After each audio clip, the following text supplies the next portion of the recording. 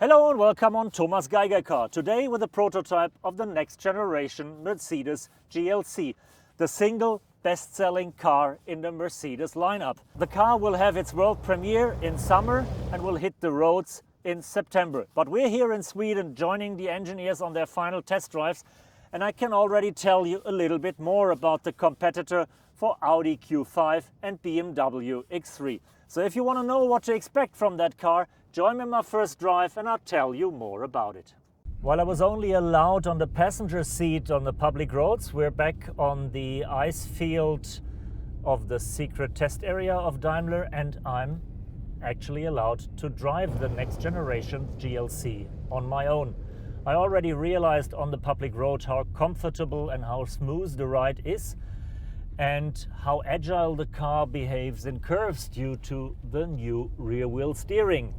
Here we can figure out a bit more about the dynamics, and I have the time to tell you about the technology underneath the hood.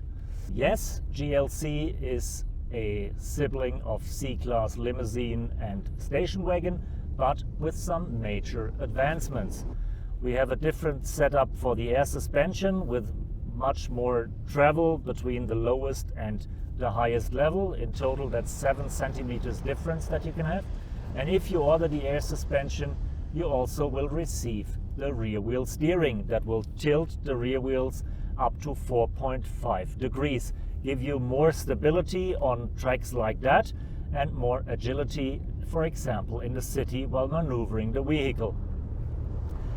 The engine lineup will also be pretty much the same than in the C-Class, with one big difference. While C-Class sticks to 4-cylinder engines, in the GLC you will still get a 6-cylinder engine, at least as long as you buy a diesel.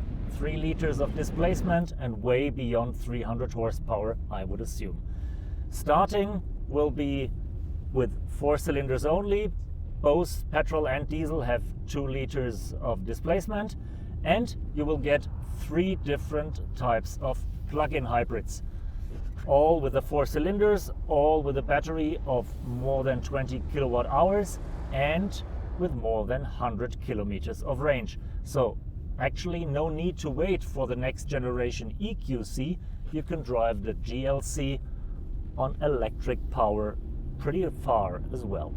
There has also been a major improvement in the off-road capabilities of the vehicle, something we can't show yet, but you have 2 different off-road modes, as I said, with lots of ground clearance. You have lots of torque, especially if you take the electric version or the plug-in version, because you have an additional 100 kilowatts power and the big torque of the electric motor once you go off-road. So yes, major improvement on the street with more comfort and in terrain with more off-road capabilities. When we're talking about the comfort, that's not only the suspension, that's also a matter of noise. Since the car is sleeker than before and the insulation is better than before, it is a very quiet experience. Again, mature, solid, luxurious. That's what you expect from a Mercedes. And since the GLC is the single most successful model, if you look at the lineup, they put lots of effort in it to make it feel Mercedes as much as they can. Something else I can already tell you is the increase in size, not only from the outside, but even more from the inside.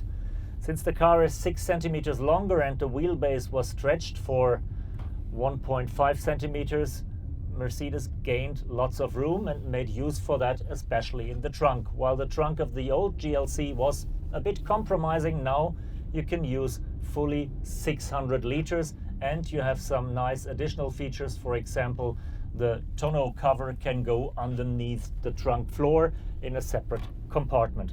If that is still not enough, and if you're watching this video from China, you can look forward to an even bigger GLC. Same as the outgoing model, China will produce a large version with an extended wheelbase and an even further stretched length, and again with a third seat row.